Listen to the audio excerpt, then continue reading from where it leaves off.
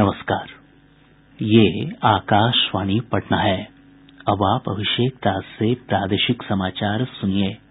पहले मुख्य समाचार। पंचायत चुनाव के पहले चरण के लिए कल कड़ी सुरक्षा व्यवस्था के बीच सुबह 7 बजे से शुरू होगा मतदान। रोहतास, कैमूर और गया समेत 10 जिलों के 12 प्रखंडों के 170 पंचायतों में डाले जाएंगे वोट। 8,093 महिला उम्मीदवारों समेत 15,328 प्रत्याशियों के भविष्य का होगा फैसला। आयुष्मान भारत प्रधानमंत्री जन आरोग्य योजना के आज 3 वर्ष पूरे हुए। बिहार में योजना से 3 लाख से अधिक लोग हुए लाभान्वित। और नेपाल सरकार ने भारत और नेपाल के बीच सभी सीमाओं को खोलने का फैसला किया। कोविड के कारण पिछले 1.5 साल से बंद थी सीमाएं। देश भर में 18 वर्ष से अधिक आयु वर्ग के लोगों के लिए सरकारी केन्द्रों पर निःशुल्क कोविड टीकाकरण अभियान जारी है। युवाओं से आग्रह है कि कोविड से बचाव का टीका अवश्य लगवाएं और अन्य लोगों को भी इसके लिए प्रोत्साहित करें। जब तक आवश्यक न हो, घर से बाहर न निकलें और 3 सरल उपायों का पालन करें। मास्क लगाएं, 2 गज की सुरक्षित दूरी बनाए रखें, हाथ और मुंह साफ रखें। साथ ही कोविड से संबंधित जानकारी प्राप्त करने और मार्गदर्शन के लिए लोग राष्ट्रीय हेल्पलाइन नंबर 1075 पर संपर्क कर सकते हैं। बिहार सरकार के हेल्पलाइन नंबर 104 पर भी जानकारी प्राप्त की जा सकती है। अब समाचार विस्तार से। पंचायत चुनाव के पहले चरण के लिए कल सुबह 7 बजे से मतदान होगा। मतदान शाम 5 बजे तक चलेगा। वहीं नक्सल प्रभावित अति संवेदनशील इलाकों में मतदान की समय सीमा 3 बजे समाप्त हो जाएगी, जबकि संवेदनशील इलाकों में 4 बजे तक मतदाता अपने मताधिकार का प्रयोग कर सकेंगे। इस चरण के तहत 10 जिलों के 12 प्रखंडों के 170 पंचायतों में चुनाव होना है। रोहतास, कैमूर, गया, नवादा, औरंगाबाद, जहानाबाद, अरवल, मुंगेर, जमुई और बांका जिले में त्रिस्तरीय पंचायती राज संस्थाओं और ग्राम कचहरी के विभिन्न पदों के लिए मतदाता अपने मताधिकार का प्रयोग कर सकेंगे। प्रथम चरण में 15,328 प्रत्याशियों के भविष्य का फैसला होना है। इसमें 8,093 महिलाएं जबकि 7,325 पुरुष उम्मीदवार हैं। और ब्यौरा हमारे संवाददाता से। राज्य निर्वाचन आयोग से प्राप्त जानकारी के अनुसार मतदान की सभी तैयारियां पूरी कर ली गई हैं। 2119 मतदान केंद्र बनाए गए हैं। स्वतंत्र, स्वच्छ और निष्पक्ष मतदान संपन्न कराने के लिए मतदान केंद्रों पर 12,000 से अधिक पुलिस बल की प्रतिनियुक्ति की गई है।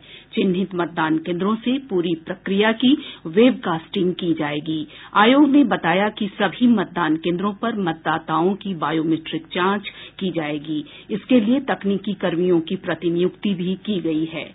मतदाताओं की सुविधा के लिए बूथों पर शौचालय और शुद्ध पेयजल की व्यवस्था भी की गई है। आयोग ने मतदाताओं की सुविधा के लिए टोल फ्री नंबर 180034 जारी किया है। इस नंबर पर चुनाव से संबंधित किसी भी प्रकार की शिकायत की जा सकती है। इसके साथ ही आयोग के ट्विटर और फेसबुक पेज पर भी संपर्क किया जा सकता है। समाचार कक्ष से कल्पना झा। इस बीच आयोग ने स्पष्ट किया है कि मतदान के दौरान कोविड प्रोटोकॉल का पालन करना अनिवार्य होगा। मतदाताओं से बूथ पर मास्क पहनकर आने और सुरक्षित दूरी के नियमों का पालन करने की अपील की गई है। कल होने वाले पहले चरण के चुनाव के लिए मतों की गिनती 26 और 27 सितंबर को की जाएगी। पहले चरण के लिए 858 उम्मीदवार निर्विरोध निर्वाचित घोषित किए जा चुके हैं। इनमें सबसे अधिक 830 उम्मीदवार पंच पद के हैं, जबकि 26 उम्मीदवार वार्ड सदस्य पद के हैं। वहीं जिला परिषद और पंचायत समिति सदस्य के लिए एक उम्मीदवारों का निर्विरोध निर्वाचन हुआ है।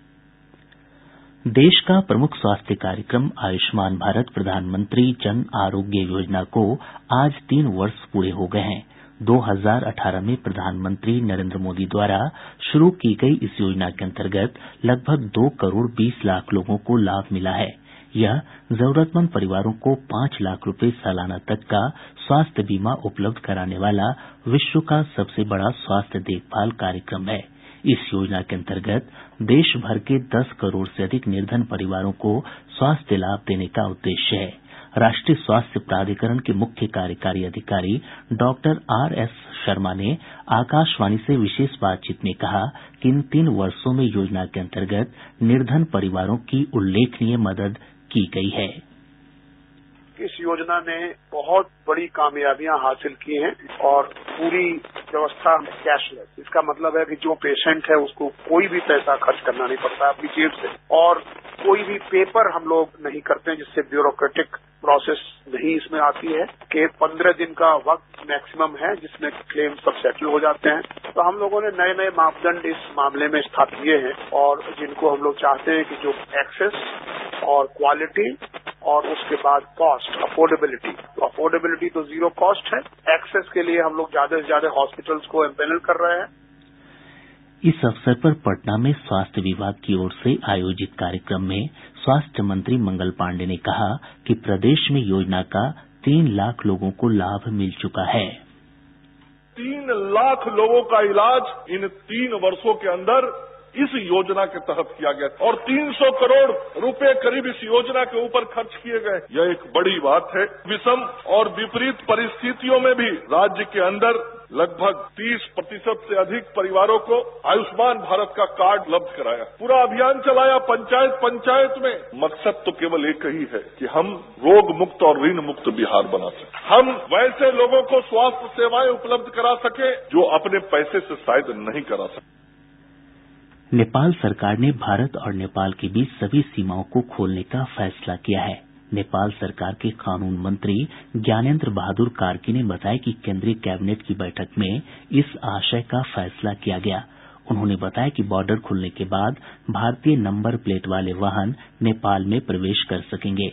गौरतलब है कि कोविड के कारण भारत नेपाल की सीमाएं पिछले 1.5 साल से बंद थीं। प्रदेश में अब तक 5,20,55,000 से अधिक लोगों को कोविड से बचाव के टीके दिए जा चुके हैं।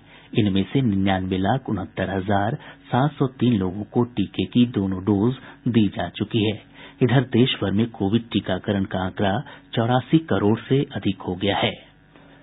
प्रादेशिक समाचार आप आकाशवाणी पटना से सुन रहे हैं।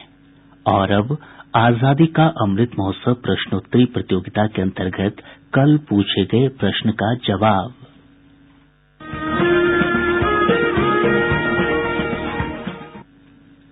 बुधवार 22 सितंबर को हमने पूछा था कि वर्ष 1857 का विद्रोह कहां से शुरू हुआ था। श्रोताओं, इसका सही जवाब है मेरठ। मेरठ उत्तर प्रदेश में है।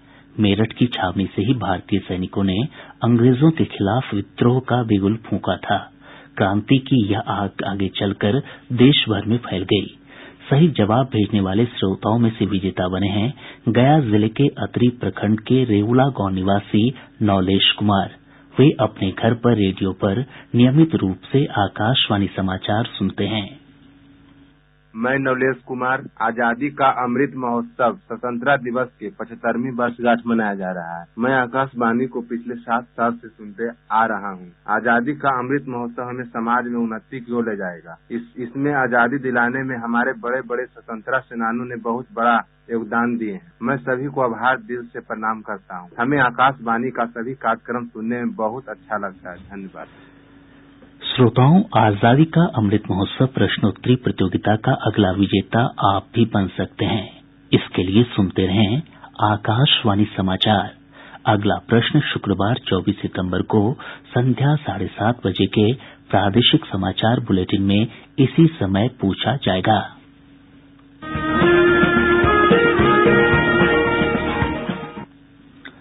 राष्ट्र कवि रामधारी सिंह दिनकर की आज 113वीं जयंती है। आज ही के दिन 1908 में बेगूसराय के सिमरिया में उनका जन्म हुआ था।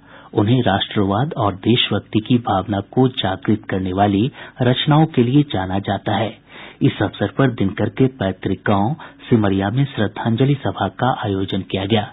राजधानी पटना और राज्य के अन्य हिस्सों में भी दिनकर जयंती समारोह पूर्वक मनाई गई। राष्ट्र कवि को समाचार कक्ष की एक श्रद्धांजलि।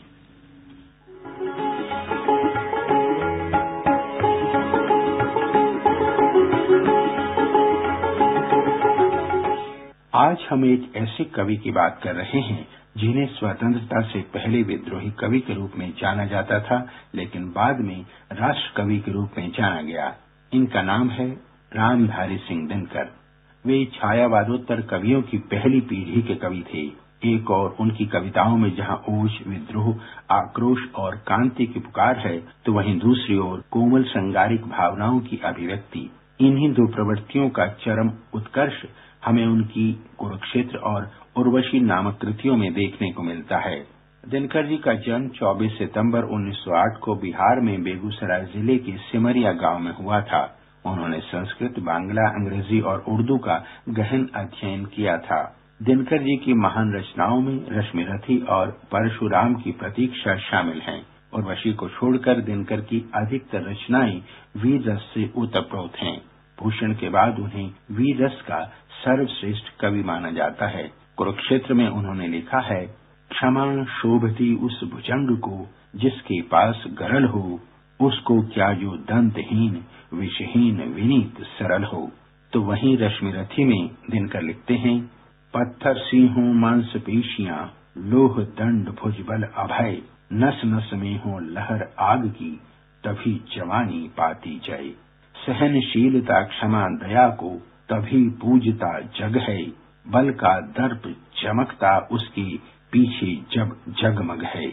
दिनकर जी की रचना धर्मिता को सम्मान देते हुए उन्हें पद्म विभूषण की उपाधि से भी अलंकृत किया गया। उनकी पुस्तक संस्कृति के 4 अध्याय के लिए उन्हें साहित्य अकादमी पुरस्कार तथा उर्वशी के लिए भारतीय ज्ञानपीठ पुरस्कार से सम्मानित किया गया। दुनिया भर को अपनी रचनाओं से जागृत करने वाले रामधारी सिंह दिनकर 24 अप्रैल 1974 को स्वयं चिरनिद्रा में सो गए। एनआईटी पटना के बाद अब भागलपुर ट्रिपल आईटी में भी हिन्दी माध्यम से पढ़ाई होगी। प्रभारी रजिस्ट्रार डॉक्टर गौरव कुमार ने बताया कि शिक्षा मंत्रालय के निर्देश पर इस दिशा में काम शुरू हो गया है। उन्होंने बताया कि 4 साल के कोर्स में किसी 1 साल की पढ़ाई हिन्दी में करवाई जाएगी। बिहार संयुक्त प्रवेश प्रतियोगिता परीक्षा परिषद ने आईटीआई प्रवेश परीक्षा का परिणाम जारी कर दिया है। परीक्षार्थी परिषद की वेबसाइट पर अपना परिणाम देख सकते हैं। नवादा के रास्ते देवघर पुणे साप्ताहिक एक्सप्रेस ट्रेन का परिचालन 27 सितंबर से शुरू होगा। रेल मंत्री अश्विनी वैष्णव वीडियो कॉन्फ्रेंस के माध्यम से ट्रेन परिचालन का शुभारंभ करेंगे। पूर्णिया के वरिष्ठ पत्रकार महेश्वर नारायण सिन्हा का आज पटना में निधन हो गया। उन्होंने कई हिन्दी समाचार पत्रों में अपनी सेवाएं दी थीं। उनके निधन पर पत्रकारिता जगत से जुड़े लोगों और समाज के गणमान्य लोगों ने गहरी संवेदना जताई है। नवादा जिले की एक अदालत ने 33 साल पुराने हत्या के एक मामले में 6 दोषियों को आजीवन कारावास की सजा सुनाई है। सभी पर 10-10 हजार रुपये का अर्थदंड भी लगाया गया है। पटना के फुलवारीशरीफ थाना क्षेत्र से अपराधियों ने एक ऑनलाइन कंपनी के कार्यालय से हथियार के बल पर 15 लाख रुपये लूट लिए। पुलिस अपराधियों की गिरफ्तारी के लिए छापेमारी कर रही है। जमुई जिले के 8 सरकारी संवेदकों के खिलाफ सही तरीके से काम नहीं करवाने और सरकारी राशि के दुरुपयोग के आरोप में प्राथमिकी दर्ज करवाई गई है। पूर्वी चंपारण जिले के संग्रामपुर थाना क्षेत्र अंतर्गत कोइरगांवा में पुलिस ने छापेमारी कर 18 शराब कारोबारियों को गिरफ्तार किया है। शिवहर पुलिस ने फर्जी सीएसपी संचालक गिरोह के 3 सदस्यों को गिरफ्तार किया है। उनके पास से कई आपत्तिजनक सामान भी बरामद किए गए हैं। और अब अंत में मुख्य समाचार एक बार फिर। पंचायत चुनाव के पहले चरण के लिए कल कड़ी सुरक्षा व्यवस्था के बीच सुबह 7 बजे से शुरू होगा मतदान। रोहतास, कैमूर और गया समेत 10 जिलों के 12 प्रखंडों के 170 पंचायतों में डाले जाएंगे वोट। 8,093 महिला उम्मीदवारों समेत 15,328 प्रत्याशियों के भविष्य का होगा फैसला। आयुष्मान भारत प्रधानमंत्री जन आरोग्य योजना के आज 3 वर्ष पूरे हुए। बिहार में योजना से 3 लाख से अधिक लोग हुए लाभान्वित। और नेपाल सरकार ने भारत और नेपाल के बीच सभी सीमाओं को खोलने का फैसला किया। कोविड के कारण पिछले 1.5 साल से बंद थी सीमाएं। इसके साथ ही आकाशवाणी पटना से प्रसारित प्रादेशिक समाचार का ये अंक समाप्त हुआ।